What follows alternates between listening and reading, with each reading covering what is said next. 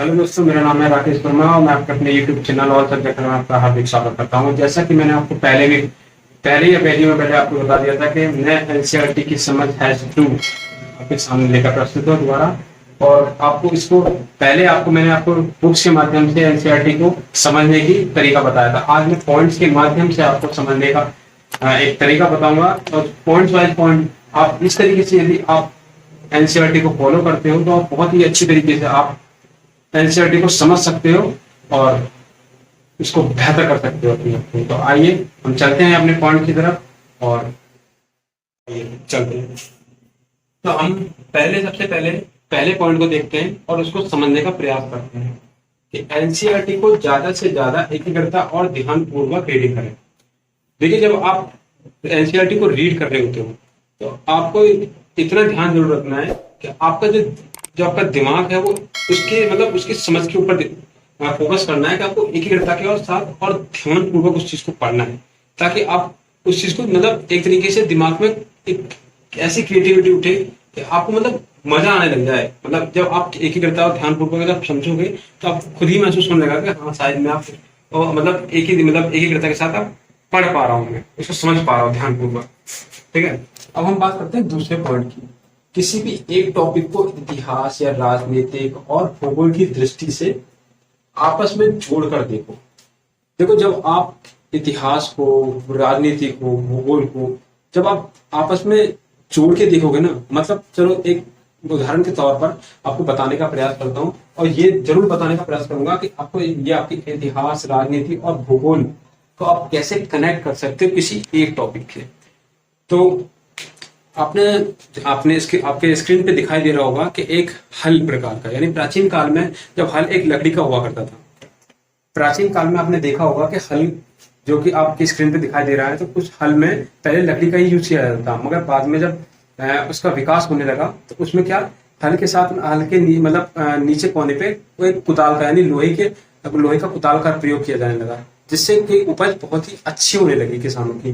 तो आप देख सकते हो, यदि हम इतिहास में देखेंगे तो जो पहले लकड़ी का प्रयोग होता था खेती के लिए, बाद में क्या हुआ, उसमें कुदाल यानी उसका विकास हुआ। साथ ही साथ जब उसमें अनाज ज्यादा होने लगा तो क्या होने लगा, किसान बड़े साहूकार जो हुआ करते थे, जो राजा हुआ करते थे, वो इस पर कर लगाने लगे। तो जो हमारे राजनीति की पहलू में आता है, उसी तरीके से जब अच्छी पैदावार होती थी वो किसके कारण होती थी, भूगोल की वजह से होती थी। यानी भूगोल में क्या, हमारे मौसम के बारे में जानकारी वगैरह सारी चीजें दी जाती थी। और साथ ही साथ अब ये जानने का प्रयास करेंगे कि जब हम इनको आपस में जब हम आपस में जोड़ के देखेंगे तो इससे हमें फायदा क्या होगा। देखो, फायदा क्या होगा, आपकी जो समझ है ना, समझ विकसित होगी आपकी। साथ ही साथ आप ये भी जान पाओगे कि उसके प्रभाव और उसके विकास का क्रम कहाँ तक बढ़ रहा है। ठीक है, जब आप उसके प्रभाव और विकास को अच्छी तरीके से जान पाओगे, है ना, और जैसे कि जो हमारे पास आने वाली चुनौतियां हैं और उसका समाधान उसी प्रकार से आप अच्छी तरीके से अंदाजा करके निकाल पाओगे, ताकि आप क्या होगी, अंडरस्टैंडिंग बेटर होगी। और साथ ही साथ जब आप ये चीजें अच्छी तरीके से करना शुरू कर दोगे तो आपकी क्या नोट मेकिंग इतनी बेहतरीन होने लग जाएगी ना कि जिसका कोई जवाब नहीं।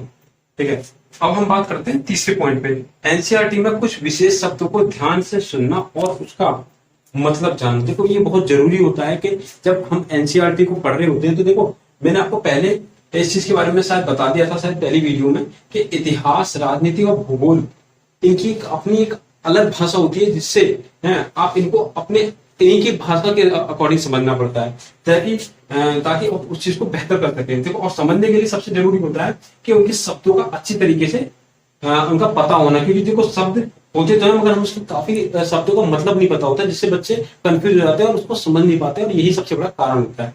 इसलिए मैंने तीसरे पॉइंट में इसी चीज को मेंशन किया है। तो देखो, प्राच्यवादी, प्रौद्योगिकी, प्रगलन, औद्योगिकरण, पांडुलिपियां और आदि, है ना। और फेलोशिप के बारे में आपको मैं थोड़ी देर बाद में बताऊंगा। सबसे पहले आपको इस चीज के बारे में और जानने में चाहिए कि ये सब क्यों इतने जरूरी होते हैं।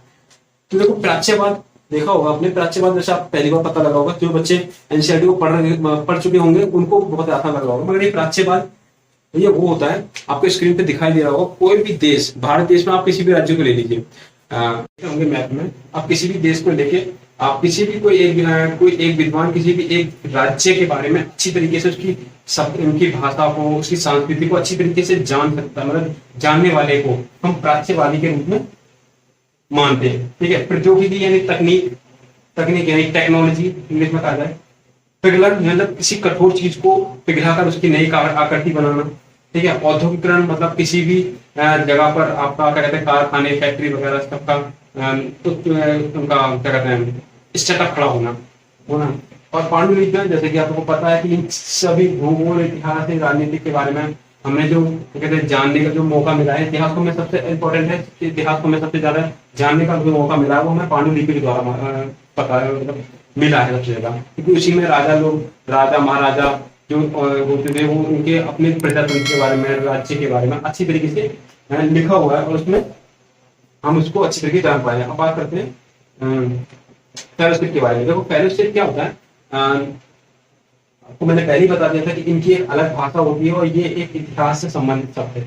देखो फेलोशिप क्या होता है, एक तरीके से किसी छात्र को, जैसे कि अभी इंग्लिश में आप उस शब्द को इसको स्कॉलरशिप के नाम से जानते हैं, स्कॉलरशिप तो आपको पता ही होगा, और हिंदी में इसको छात्रवृत्ति मतलब वजीफा के रूप में देख सकते हैं, ठीक है। और इतिहास में इसको फेलोशिप के नाम से जाना जाता है, ठीक है। तो मैं अभी भी आपको ये बात दोबारा बोल रहा हूँ कि इनकी अपनी अपनी एक अलग भाषा होती है जिससे आप उसको अच्छी तरीके से समझ सकते हैं, ठीक है। लास्ट पॉइंट आता है एनसीईआरटी में सन यानी दिनांक डेट को समझना और ध्यान पूर्वक याद रखना बहुत ही जरूरी होता है, जिससे आप इसके समय के अनुसार ये पता लगा सकें कि किस समय पर क्या क्या बदलाव हुए और किस सन में हुए।